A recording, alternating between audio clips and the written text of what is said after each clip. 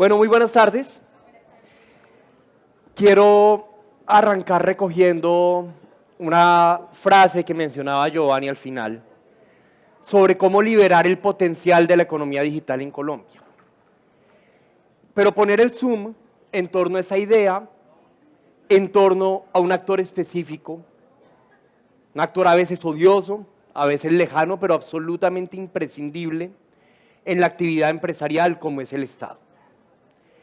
Y el Estado en el marco de un contexto que a todos nos inquieta, que es el contexto político.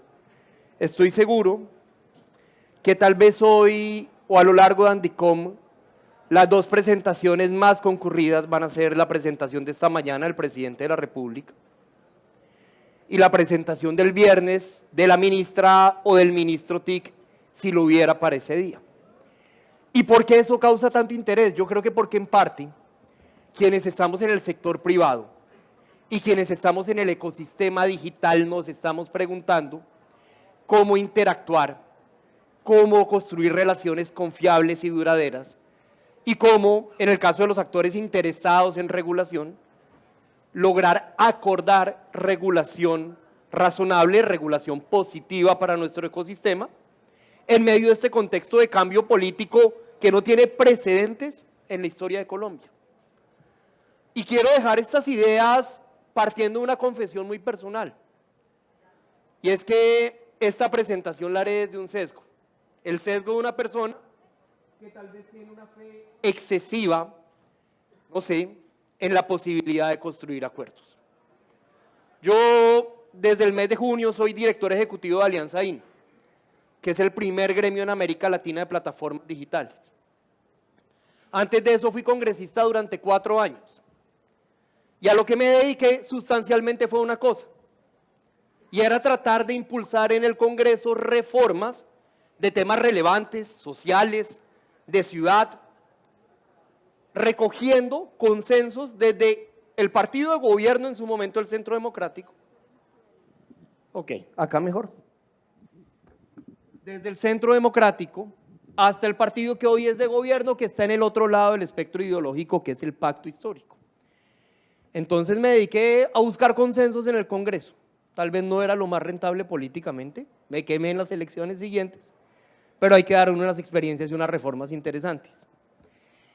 Antes de eso trabajé en el sector privado y le ayudaba a empresas, no de tecnología, sino del sector minero energético, a hacer acuerdos con comunidades para desarrollar sus proyectos. Y antes de eso, hace 10 años o más, me dedicaba a mediar conflictos laborales por el Ministerio del Trabajo entre los sindicatos y las empresas.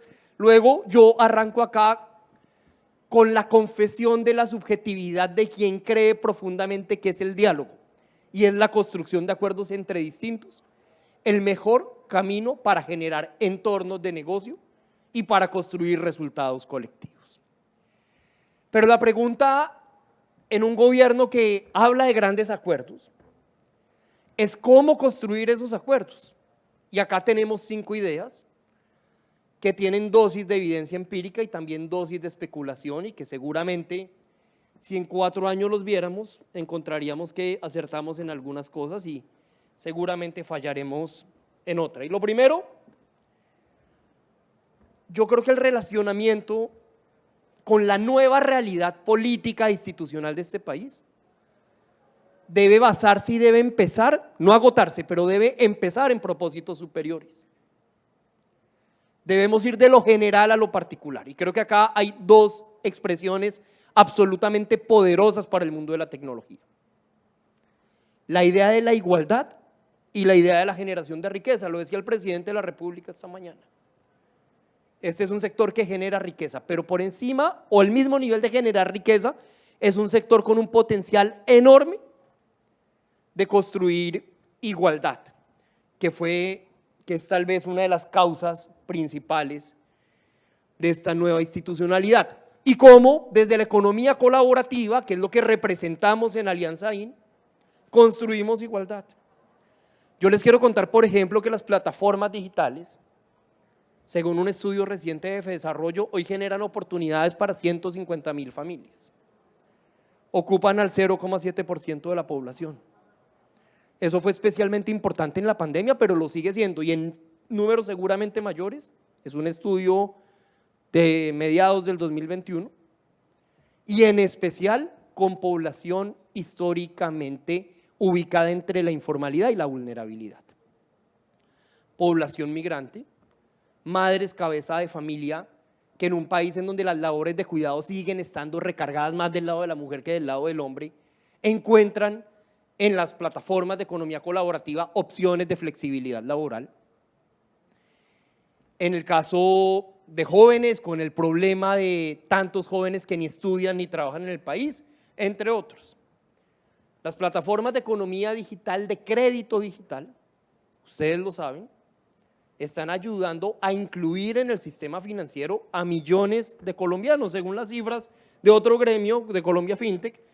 Ha habido 6 millones de créditos otorgados en los últimos 3 años a través de estas plataformas. Luego no estamos hablando ni en el caso de las plataformas de movilidad y domicilios, ni en el caso de las plataformas de crédito digital de pequeños pero simbólicos aportes a la sociedad, sino de transformaciones sustanciales en términos de generación de oportunidades, porque la igualdad sin generar oportunidades no es posible, y en términos de formalización y de acceso financiero. Pero veamos otros ejemplos, herramientas de prevención del fraude que están ayudando al sistema financiero y en general al comercio electrónico y al mercado a construir confianza en torno a población sin antecedentes crediticios en muchos casos, las PropTech. Antes había un claro desequilibrio entre las personas más familiarizadas con los trámites de compra, venta o alquiler de finca raíz y quienes no lo son. Hoy las PropTech permiten que usted simplemente saque el teléfono celular, adelante un trámite y pone en arriendo su apartamento o consigue un apartamento, eliminando trámites y eliminando barreras que significan igualdad. Y lo propio puede decirse de las HealthTech, que son una herramienta absolutamente poderosa para 1000 cosas, pero entre otras para facilitar que los servicios de salud lleguen de manera preventiva a los hogares de los colombianos, descongestionando la red hospitalaria. Por eso creo que desde la tecnología, y acá solo lo estamos viendo desde la economía colaborativa, tenemos con qué hablar de igualdad y con qué entablar conversaciones con los protagonistas del cambio político que definen ese marco institucional que incide en nuestra suerte de negocio, con valores agregados importantísimos que generar, y desde ahí debería empezar nuestra conversación. Una segunda idea, y es tal vez un llamado al principio de realidad, y eso es una segunda idea tal vez más para el gobierno y para el Congreso que para quienes hacemos parte del ecosistema digital. Les quiero confesar una tentación que tuve en mi época de congresista. En un país o un mundo tal vez que idolatra el reggaetón, a mí no me gusta el reggaetón. Y un día tomándome un trago con unos amigos me dijeron, oiga, ¿por qué no presenta un proyecto de ley para prohibir el reggaetón? Obviamente si lo hubiera presentado, pues ustedes se habrían enterado y creo que habría hecho el oso, pero yo creo que el reggaetón llegó para quedarse y es absolutamente irreversible. Nos toca a los que no nos gusta adaptarnos al reggaetón. Creo que no es hoy cuestión de definir si ciertos cambios tecnológicos que requieren regulación pueden llegar o no pueden llegar. El cambio es imparable. Les quiero contar una historia. El señor que aparece en la foto es el archiduque Francisco José I de Habsburgo Lorena. Fue el último jefe de Estado archiduque del Imperio Austrohúngaro, tal vez la formación institucional más importante de Europa del siglo XIX. Y el señor, todas las mañanas, lo llevaban en su carruaje alado por caballos a recorrer la ciudad de Viena. Y empezó a darse cuenta que habían construido este edificio, el del Raiffeisenbank. Y cada vez que el archiduque pasaba por el frente del edificio, le pedía a sus servidores que le cerraran las cortinas del carruaje porque no podía creer que una ciudad como Viena, con esas casas enormes y esos jardines hermosos, se estuviera degradando y convirtiéndose en una ciudad de edificios. Y el señor se murió, el Imperio Austrohúngaro acabó y él le cerró las cortinas al cambio. Y yo creo que así como las ciudades contemporáneas son ciudades esencialmente de edificios, cuando damos las discusiones regulatorias entre Estado y sector privado sobre tecnología, no podemos imaginar o pararnos en un supuesto equivocado de creer que estos cambios son condicionables o son suspendibles, porque simplemente quien no acepte la enorme tracción de la tecnología y de la economía colaborativa, pues va a quedar como Francisco José I de Habsburgo. Uno puede estar de acuerdo o no con que salga el sol mañana, pero muy difícilmente ese deseo o esa posición va a incidir en que el sol salga o no salga. Yo creo que el cambio tecnológico es imparable y nos va a llevar a lugares que ni siquiera hoy, ni siquiera en Andicom podemos prever dónde vamos a estar en 10 años o en 20 años. Luego, ¿cuál es la mejor regulación posible en medio de la incertidumbre futura?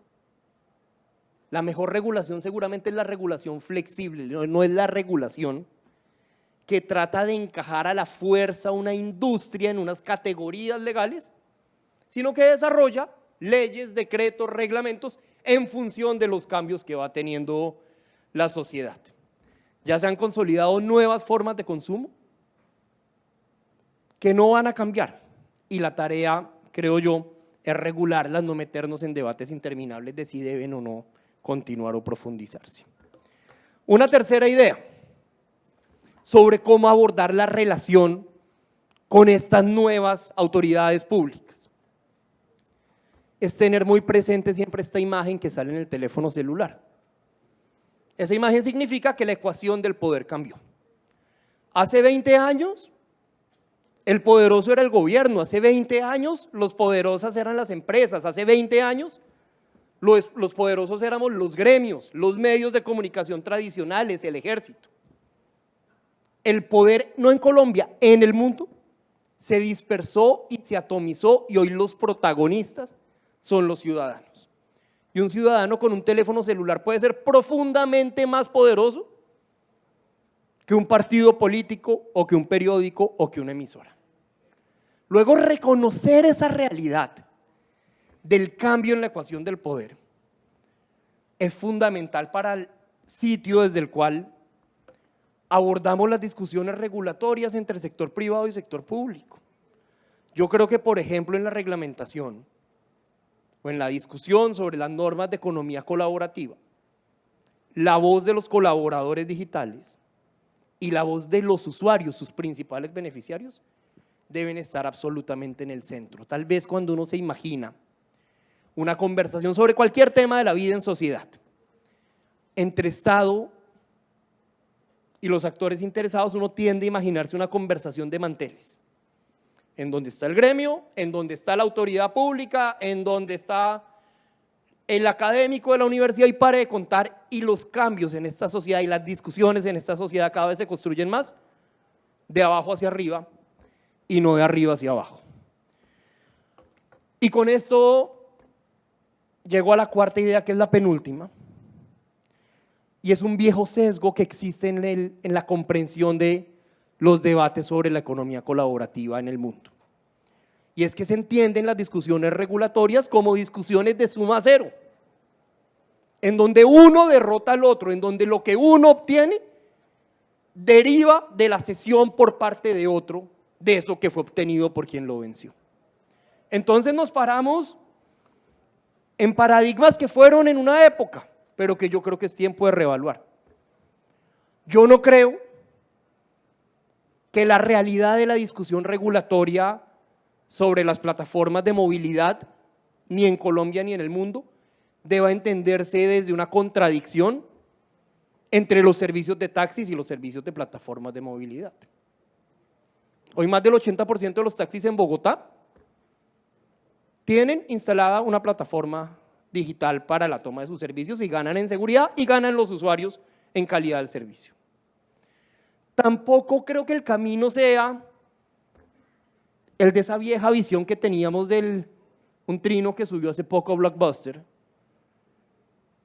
agradeciéndole su cierre a Netflix. Tal vez eso tuvo su verdad histórica, pero yo creo que hoy la industria cinematográfica y la industria de las plataformas de streaming no son tan contradictorias como se piensa, ni tampoco la vieja antítesis entre hoteles y plataformas de alojamiento. Creo que lo que están mostrando estos modelos de negocio es que donde había antagonismo y donde había contradicción, cada vez hay más integración de mercado, cada vez hay más integración de servicios, y la lógica de la regulación debe ser una que simplemente le dé garantías y reglas de juego claras y estables a los unos y a los otros, entendiendo que con el tiempo van a estar más cerca que lejos. Y finalmente, aterrizo en una discusión específica y que estará bastante de moda en Colombia el año entrante, cuando el país entre en un debate sobre la reforma laboral anunciada por el presidente Petro. Y es que el trabajo del siglo XXI es un trabajo muy distinto al trabajo del siglo XX. Yo lo comentaba en una columna que escribía para RCN hace semana y media. Por cosas de la vida yo escribí esa columna luego de almorzar con mis papás y aproveché y la escribí desde la casa de mis papás. Y me puse, digamos, como a hacer explícito en mi mente algo que siempre había sido inconsciente, y es que en la casa de mis papás hay pocillo de la empresa donde trabajaron 30 años mis papás. Hay un magnético en la nevera. Mi papá tiene un anillo, lobísimo para mi gusto, con el logo de la empresa donde trabajó 30 años y así sucesivamente. Entonces yo les pregunté, oiga, ¿ustedes cuánto tiempo trabajaron o en cuántas empresas trabajaron en su carrera? Mi papá trabajó en 3 y mi mamá trabajó en 2. Yo tengo 40 años y he trabajado en 9 sitios distintos. Y si le preguntáramos a un joven de 25 años en cuántos sitios ha trabajado hoy, seguramente lleva más que 9. Luego la flexibilidad laboral, la movilidad laboral, los motivos que explican la forma en la cual la gente escoge cómo y dónde trabajar, es algo que definitivamente ha cambiado en los últimos 10 años. Les quiero contar, y con esto cierro, de un estudio de Deloitte que hace anualmente a nivel global sobre el trabajo, o en general sobre los hábitos de comportamiento de la generación Z y de los millennials. Los millennials son los que nacen entre 1983 y 1994. Yo por un año me quedé sin ser millennial. Y la generación Z es la nacida entre 1995 y 2003. Y eso nos da cifras y datos absolutamente reveladores. Lo primero es que el 75% de ellos, más o menos, con una diferencia muy leve, prefieren el trabajo remoto o el trabajo híbrido, entendido como la mezcla entre el trabajo presencial y el trabajo a distancia. 3 de cada 4. Las oficinas están perdiendo el monopolio de la vida laboral. ¿Y por qué prefieren el trabajo híbrido o por qué prefieren trabajar desde la casa? Por 3 razones según esta encuesta. Primero, porque ahorran dinero, es más barato trabajar desde la casa. Segundo, porque les libera tiempo para hacer cosas que consideran también importantes. Y tercero, porque les facilita sus tareas cotidianas. Pero hay un cambio más allá, más profundo que el sitio en donde prefieren trabajar. Y es cuáles son las razones por las cuales un joven escoge dónde trabajar. En la sociedad en donde uno duraba 30 años en una empresa, esa idea casi soñada de la estabilidad laboral y la estabilidad económica era ese punto de llegada que era el anhelo de la mayoría de las familias colombianas. Para los jóvenes, el factor más importante para trabajar en un lugar no es el factor económico, es la posibilidad de encontrar un balance entre su vida personal y su vida laboral. Mientras que en los millennials, el 39% prefiere ponderar el equilibrio o priorizar el equilibrio, solamente el 24% prefiere las razones económicas. ¿Por qué traigo esto a colación en el marco de esta reflexión sobre el cambio político?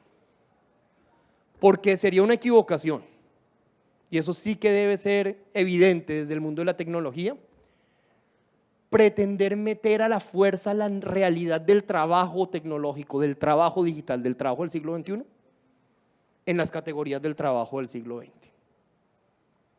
Las leyes no transforman realidades, yo creo que las leyes deben reflejar, regular y ayudar a organizar realidades ya existentes, y sin duda esa es una conversación en donde, entre todas las demás acá mencionadas, tendremos mucho que decir. Finalmente, y con esto termino, dejar una voz de optimismo, una voz de esperanza frente a lo que viene, y yo sí creo que en la medida en la que seamos cuidadosos en la forma y en el fondo, y las formas cada vez son más de fondo, este tiempo de cambio político también puede ser un tiempo para que esta industria logre entablar relaciones exitosas, conversaciones exitosas y procesos de construcción de acuerdo exitosos con el sector público en el marco de esta nueva realidad. Sintel, muchísimas gracias por la invitación y a todos ustedes gracias.